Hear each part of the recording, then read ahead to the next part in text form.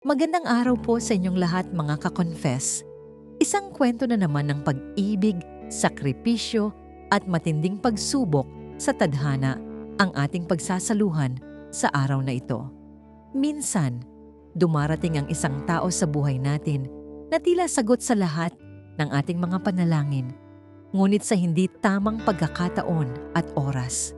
Dito natin mararanasan ang bagsik ng tadhana, kung saan ang bawat yakap ay may kaakibat na bigat at ang bawat sulyap ay may dalang takot at pangamba.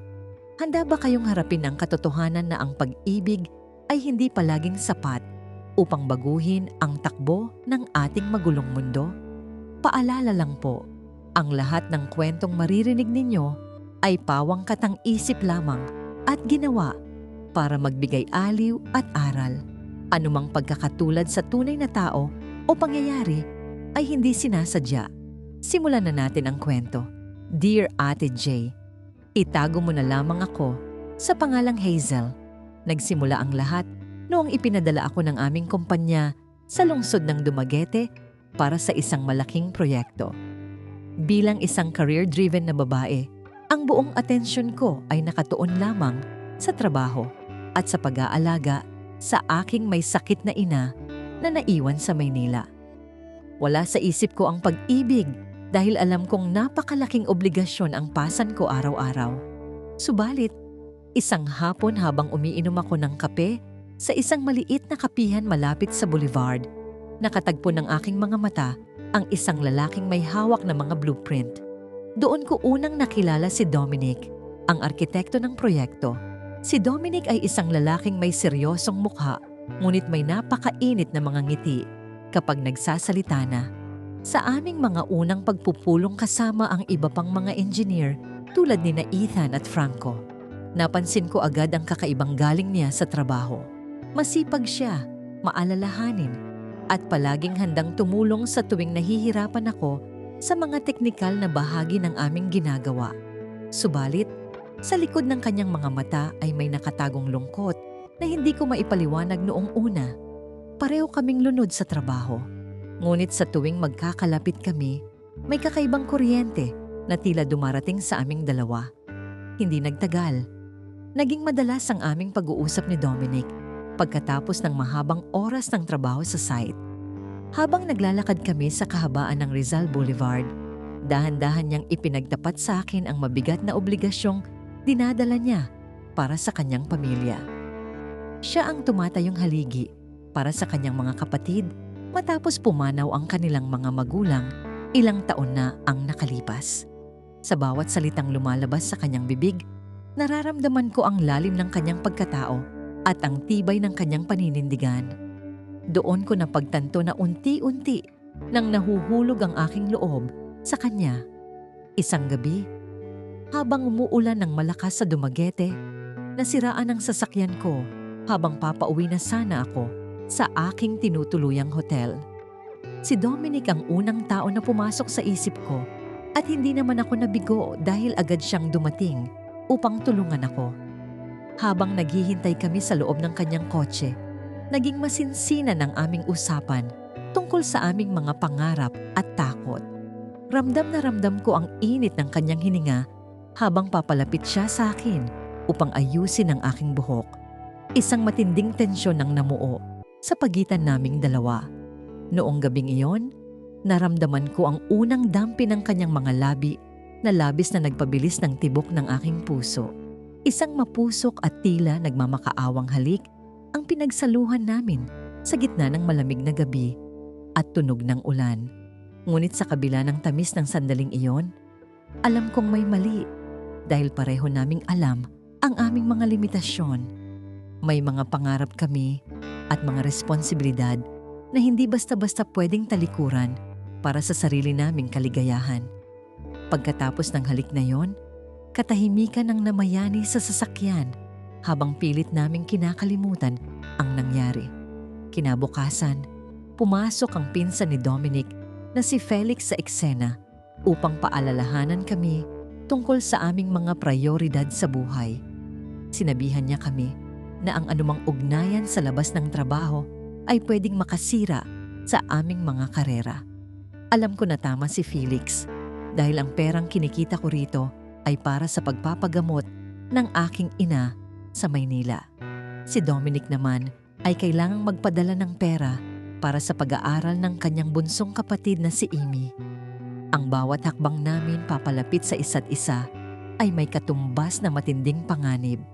Dahil sa takot, sinubukan kong iwasan si Dominic sa mga sumunod na araw upang maisalba ang aming mga puso sa mas matinding sakit.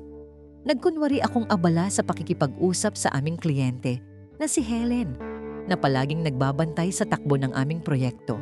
Tuwing makikita ko si Dominic mula sa malayo, parang pinipiga ang puso ko dahil alam kong gusto ko siyang yakapin. Ngunit kailangan kong maging matatag dahil ang pag-ibig na ito ay dumating sa maling panahon ng aming buhay. Ang hirap mahalin ng isang tao kung alam mong bawal.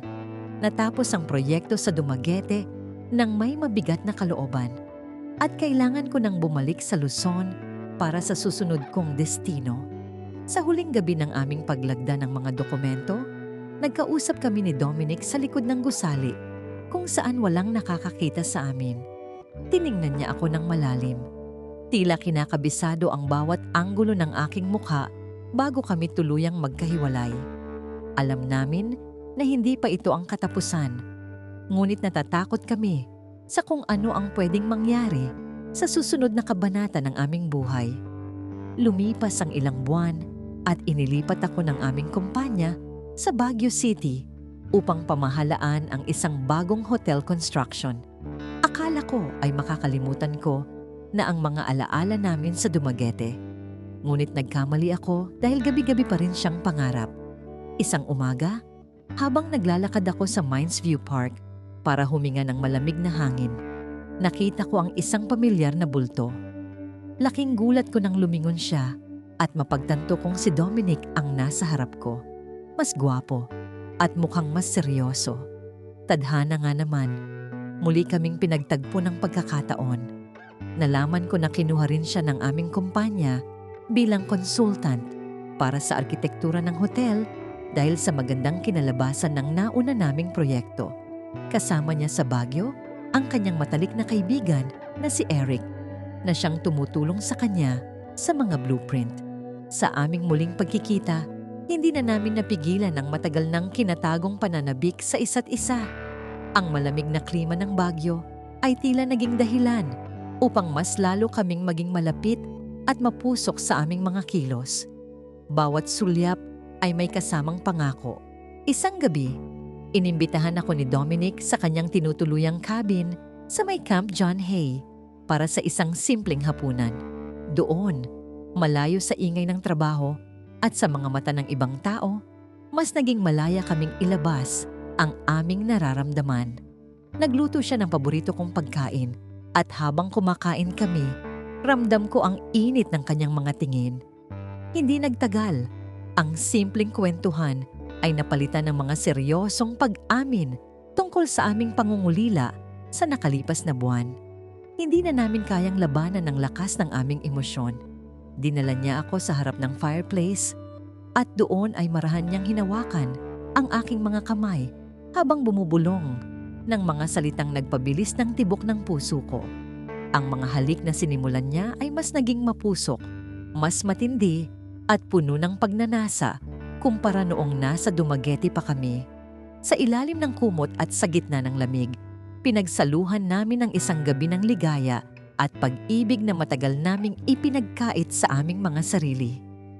Ang wild at mapusok na gabi na yon ang naging patunay na hindi namin kayang magmalayuan. Ngunit ang bawat ligaya ay may kaakibat na ganti mula sa katotohanan ng buhay na aming tinatakasan. Kinabukasan, nakatanggap ako ng tawag mula sa aking kapatid sa Maynila na lumala ang kondisyon ng aming ina at kailangan ng malaking halaga. Kasabay nito, si Dominic naman ay nakatanggap ng balita mula kay Amy na nagkaproblema ang kanilang ari-arian sa probinsya dahil sa mga utang. Ang aming mga obligasyon ay muling kumatok sa aming pinto na nagpaputok sa bula ng kaligayahang binuo namin kagabi. Bumalik ang matinding takot sa aming mga puso. Pumasok sa eksena ang manager ng hotel na si Franco, na napansing madalas kaming magkasama ni Dominic sa labas ng oras ng trabaho. Binalaan niya kami na kapag nalaman ng mga nakataas ang tungkol sa aming relasyon, maaari kaming matanggal pareho sa trabaho. Ang babalang ito ay naging parang malamig na tubig na ibinuhos sa nagbabagang pag-ibig namin ni Dominic. Napansin din ng kaibigan kong si Eric ang aming sitwasyon at sinabihan ako na mag-isip ng mabuti para sa aking pamilya. Napakahirap pumili sa pagitan ng pag-ibig at responsibilidad. Nagpasya kami ni Dominic na mag-usap muli sa Burnham Park isang hapon habang papalubog ang araw. Pareho kaming may luha sa mga mata habang pinag-uusapan ang aming hinaharap na puno ng kawalan ng katiyakan. Alam namin na mahal namin ang isa't isa. Ngunit ang timing ng buhay namin ay talagang mapaglaro at malupit. Ang bawat hakbang papalapit ay may dalang panganib na masira ang buhay ng mga taong umaasa sa amin. Mas lalo naming nakikita kung gaano kahirap mahalin ang maling tao sa tamang puso. Nagkasundo kaming tapusin muna ang proyekto sa Baguio ng may profesionalismo at iwasan ng anumang personal na ugnayan. Ang mga sumunod na linggo ay naging parang impyerno para sa akin dahil kailangan kong magpanggap na walang nanganit sa amin. Tuwing magkakasalubong kami sa site kasama sina Ethan at Helen, pilit naming ibinabaling ang tingin sa ibang direksyon. Ang pag-ibig na nagsimula sa maling panahon ay unti-unting sumisira sa aming mga kaluluwa, ngunit kailangan naming magtiis para sa aming mga pamilya. Matapos ang 2 taon, muli akong inilipat ng kumpanya, ngunit sa pagkakataong ito ay sa Davao City naman, sa Mindanao. Malaki na ang nagbago sa buhay ko, gumaling na ang aking ina, at mas naging matatag na ang aking posisyon sa trabaho. Ngunit ang espasyo sa puso ko na inilaan ko para kay Dominic ay nanatiling walang laman. Isang araw, habang dumadalo ako sa isang architectural expo sa isang sikat na convention center, narinig ko ang isang boses. Noong lumingon ako, nakita ko si Dominic na kasama si Franco at Eric. Mas mature na ang hitsura ni Dominic at may dala na siyang awtoridad sa kanyang bawat kilos bilang isang sikat na arkitekto. Nang magtagpo ang aming mga mata, alam ko na ang lumang apoy ay hindi kailanman namatay sa aming mga puso. Lumapit siya sa akin at inimbitahan akong magkape sa isang malapit na resort sa Samal Island upang magkamustahan. Sa aming pag-uusap sa tabing dagat, nalaman kong maayos na rin ang buhay ng kanyang pamilya at nakapagtapos na si Amy. Ang mga obligasyong pumigil sa amin noon ay unti-unti nang nawawala ngayon. Noong gabing iyon sa Davao, habang sumasayaw ang mga alon sa dalampasigan, naramdaman namin ang pagbabalik ng lahat ng emosyon. Hindi na namin kailangang magtago sa mga mata ni na Ethan o Helen dahil pareho na kaming malaya sa mga lumang rails. Hinawakan niya ang aking muka at sa pagkakataong ito, ang kanyang mga halik ay hindi na puno ng takot, kundi puno ng pangako at pag-asa. Ang mapusok at ligaw na pag-ibig na pinagkait namin sa aming mga sarili sa Dumaguete at Baguio ay tuluyan ng sumabog. Naging masidhi ang aming pagmamahalan sa ilalim ng mga bituin sa Mindanao, na tila binabawi ang lahat ng taong nangulila kami. Ang bawat hawak at yakap ay may dalang katotohanan na ang pag-ibig, kung tunay, ay maghihintay sa tamang panahon. Napagtanto namin na ang mga sakripisyong ginawa namin noon ay hindi nawala ng saysay dahil mas naging handa kami ngayon.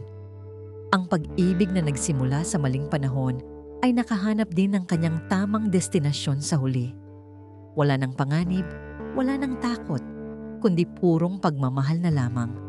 Kinausap kami ni na Felix at Helen noong sumunod na araw at natutuwa sila para sa aming dalawa dahil nakita nila ang aming pagtitiis. Sinabi sa amin ni Eric na bilib siya sa naging pasensya namin sa kabila ng lahat ng hirap na pinagdaanan namin.